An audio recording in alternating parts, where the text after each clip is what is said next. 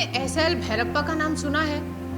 निश्चय ही नहीं सुना होगा, और अगर सुना भी होगा तो बहुत ही कम लोगों ने सुना होगा। भैरप्पा कन्नड़ भाषा के महान लेखक और शिक्षक थे। एक ऐसा लेखक जिसने भारतीय समाज, संस्कृति और इतिहास की तहों को खोल कर रख दिया, जिसके शब्द सिर्फ पढ़े नहीं गए बल्कि महसूस भी किए गए।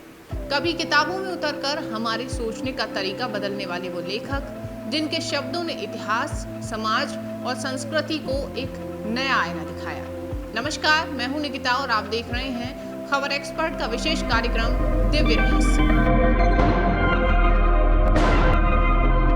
भारतीय साहित्य जगत ने एक बड़ा स्तंभ खो दिया है। कन्नड़ भाषा के महान उपन्यासकार और दार्शनिक एसएल भैरप्पा का 24 सितंबर 2025 को बेंगलुरु में निधन हो गया।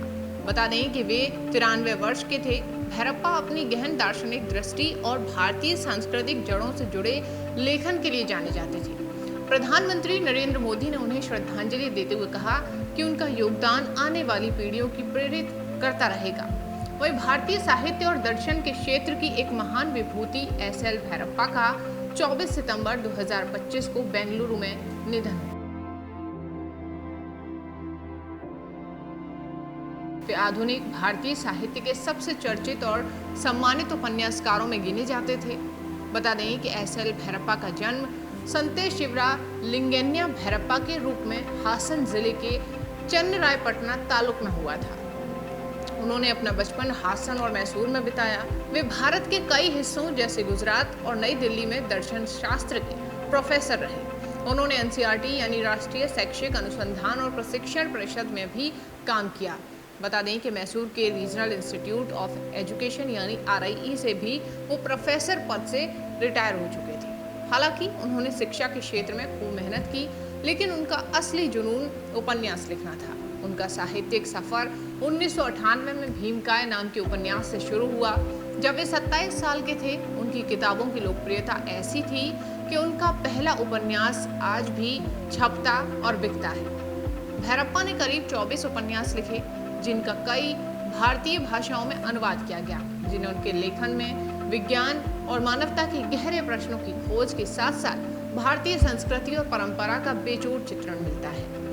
एसएल भैरप्पा का सबसे विवादित उपन्यासों में से एक था आवरण, जो 2007 में लिखा गया। उन्होंने इसे कई सालों की गहरी रिसर्च के बाद लिखा था। इस किताब में उन्होंने भारत के मध्यकालीन इतिहास, खासकर मुगल काल को जिस तरह स्कूल की किताबों और सार्वजनिक चर्चाओं में दिखाया गया है, उस पर कड़े सवाल उठाए थे। भैरप्पा का ये मानना था कि धर्मनिरपेक्षता के नाम पर कई कड़वे सचों को दबा दिया गया था, लोगों पर थोप दिया गया।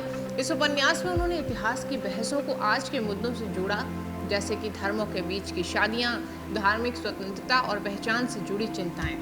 हालांकि कुछ आलोचकों ने एसएल भैरप्पा पर यह आरोप भी लगाया कि उनका उपन्यास आवरण मुस्लिम विरोधी और राजनीतिक सोच के प्रेरित होकर लिखा गया है, लेकिन उनके प्रशंसकों ने इस किताब को एक साहसी कोशिश माना, ऐसी कोशिश जो इतिहास के छिपाए गए पहलुओं को सामने लाती है। विवादों के बावजूद आवरण बहुत ही लोकप्रिय हुआ, बेस्ट सेलर बना और कई भाषाओं में इसका अनुवाद भी किया गया।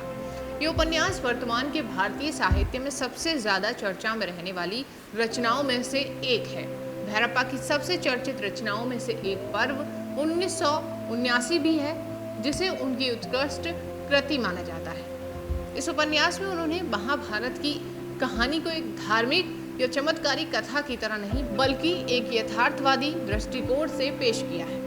इसमें इंसानों के बीच का संघर्ष, मनोवैज्ञानिक उलझने, सामाजिक हालात को केंद्र में रखा गया। इस किताब में भगवानों और चमत्कारों को भी हटा दिया गया। इसके पात्र जैसे भीष्म, द्रौपदी, कर्ण और कृष्ण को एक आम इंसान की तरह ही दिखाया गया, जो महत्वाकांक्षा, पीड़ा, निजी दुख और नैतिक दुविधाओं से जूझते हैं। इस तरह पर्व महाभारत को एक ऐतिहासिक और सामाजिक दस्तावेज की तरह प्रस्तुत करता है। बता दें कि भैरप्पा अब हमारे बीच नहीं है, लेकिन उनके शब्द, उनके विचार भारतीय साहित्य में हमेशा जिंदा रहेंगे।